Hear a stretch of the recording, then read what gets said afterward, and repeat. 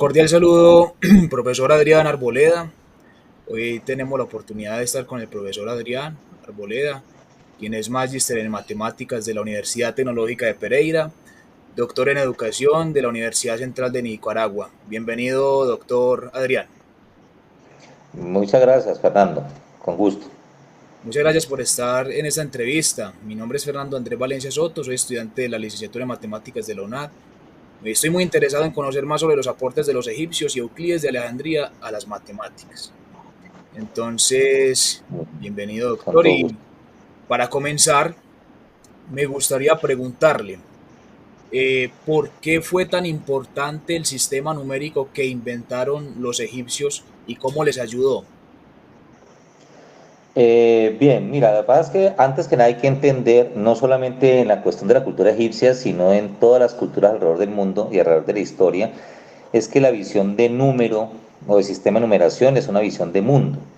Así que, por ejemplo, en números romanos, un uno representaba un soldado, un 10 representaba una escuadra, un 100 o una C representaba una centuria.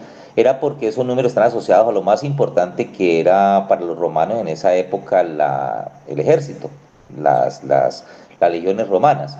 Entonces, al igual que sucedió con eso, lo mismo pasa en la cuestión de los egipcios.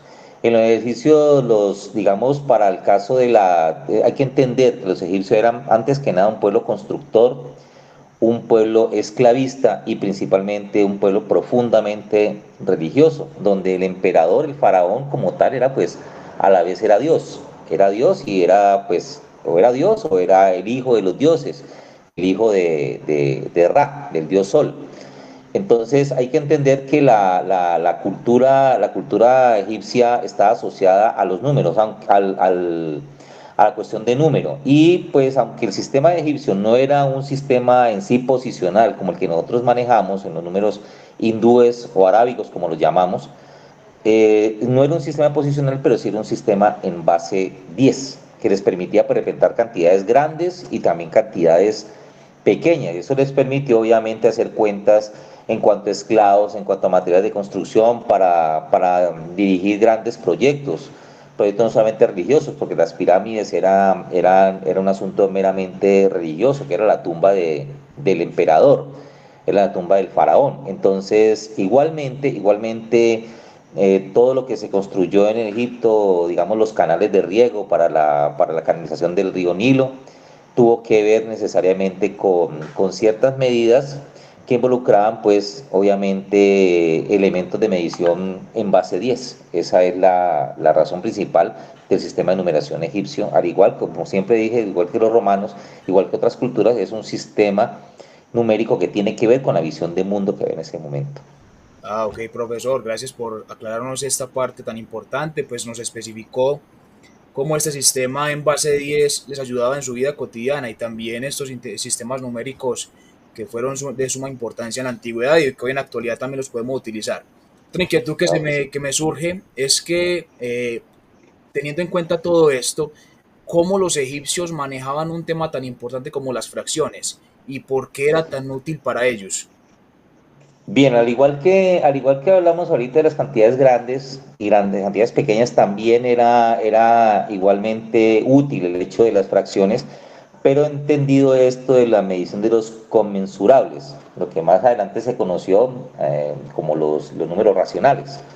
El asunto de las fracciones unitarias, las que manejaban los egipcios, un tercio, un cuarto, un quinto, un décimo. Entonces, estas fracciones permitían el manejo también de los decimales, aunque no se podía hablar de decimales en ese momento, pues todos sabemos 0,2 es 2 décimos, un quinto, una fracción unitaria y también las utilizaban para la medición. Lo que sucede es que cada que las fracciones se hacían más pequeñas, entraba el problema con la medición de los inconmensurables que más adelante nosotros conocimos como los irracionales. Ya cuando Peano y otros que le dieron lugar a la matematización, la formalización de los números, cuando dio el traste todo con la historia del teorema de Pitágoras, donde se comprobó de que no había una medida mínima para tres longitudes, Entonces lo mismo sucedió en Egipto. En Egipto simplemente ¿qué hicieron?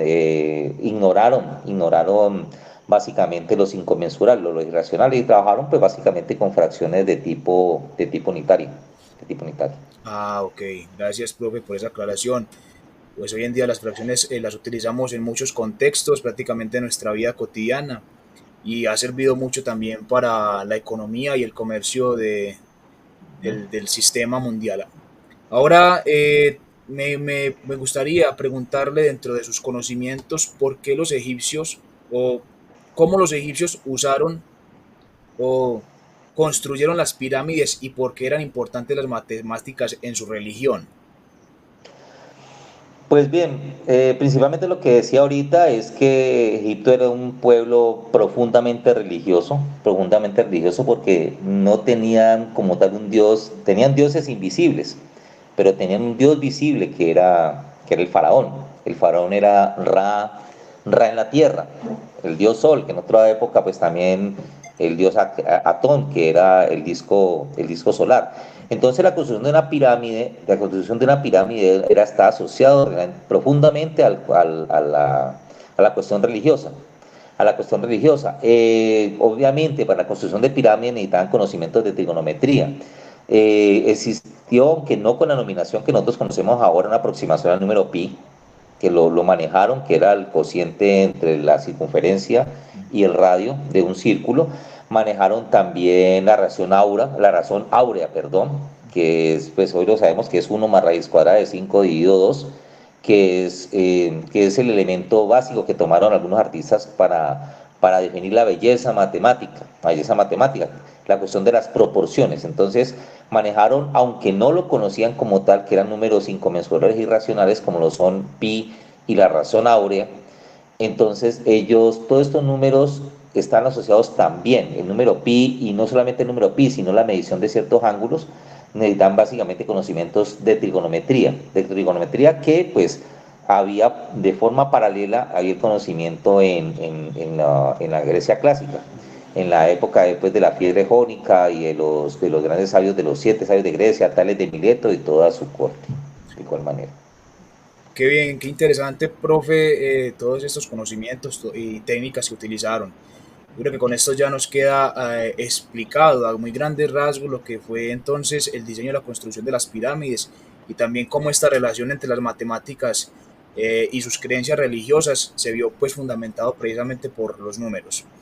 Ahora, para darle continuidad, me gustaría también preguntarle sobre un pensador matemático muy importante llamado Euclides de Alejandría.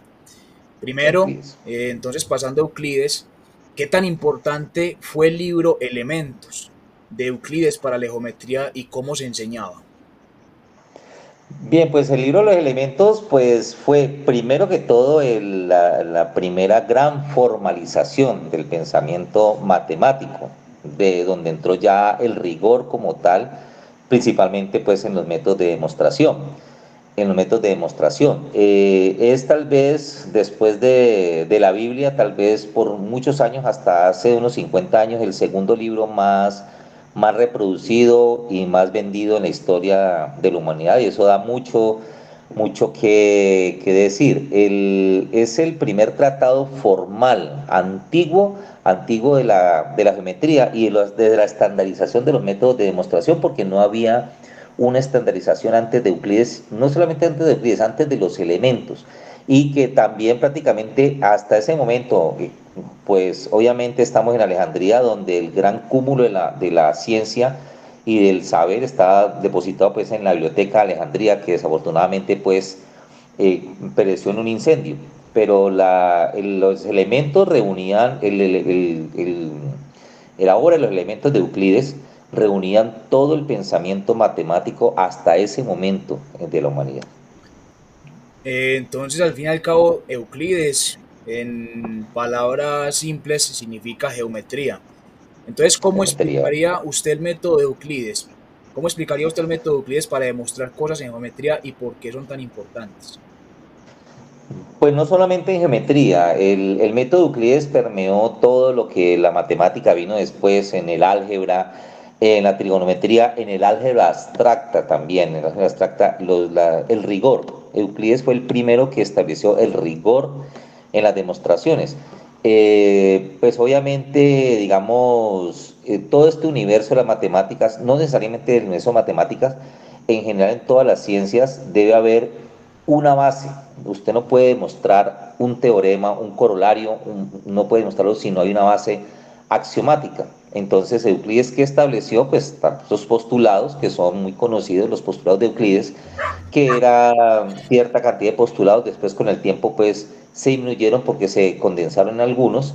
Entonces los postulados es básicamente el cimiento Sí, de la base axiomática porque son verdades, el axioma todos sabemos que son verdades evidentes que no requieren demostración, y para demostrar un teorema, más adelante demostrar un lema o una consecuencia de un teorema que es un corolario, debe tener una base axiomática sobre la cual guiarse. Si no existiera esa base axiomática, pues es totalmente imposible demostrar un teorema. Entonces, la formalización de Euclides, desde el método, pues a través de la formulación de sus postulados, uno de ellos, digamos que por un punto exterior una recta pasa una y solo una recta paralela, que es una verdad, se puede decir, una verdad evidente, es de tipo axiomático. Eso sirve para demostrar proposiciones más complejas.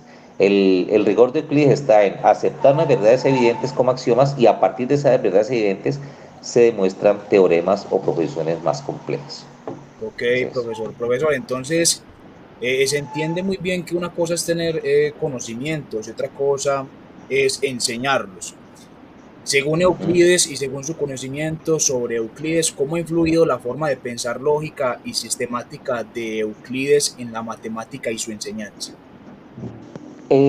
Pues bien, lo que pasa es que el hecho de que haya una sistematización y un rigor en la elaboración de demostraciones y la formulación de la que llamamos más adelante, venimos a llamar la modelación en matemáticas.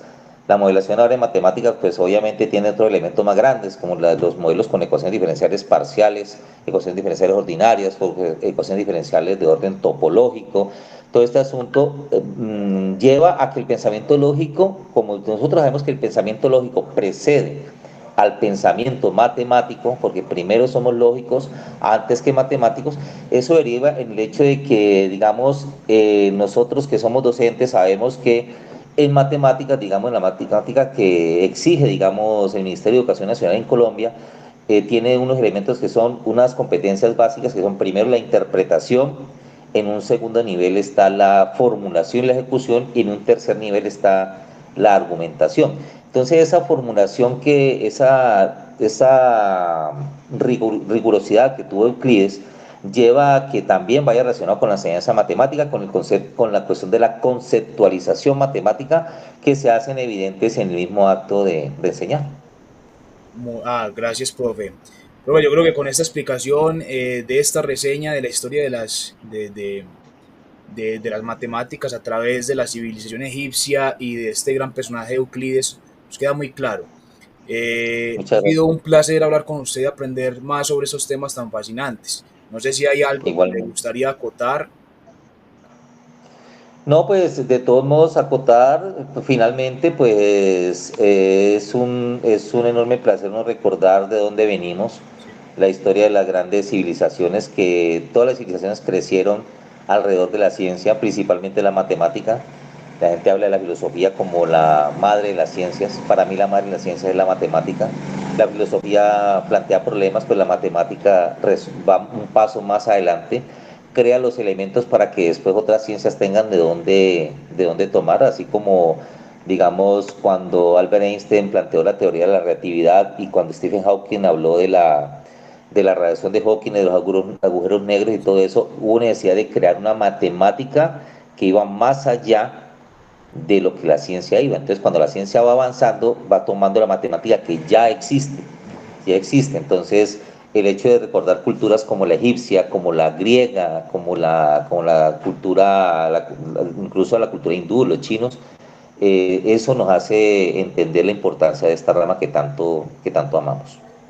Doctor, gracias nuevamente por su tiempo y por compartir su conocimiento con nosotros. Espero que tengamos la oportunidad de hacer próximas entrevistas y muchísimas gracias. Igualmente a usted. Gracias por invitarme. Gracias.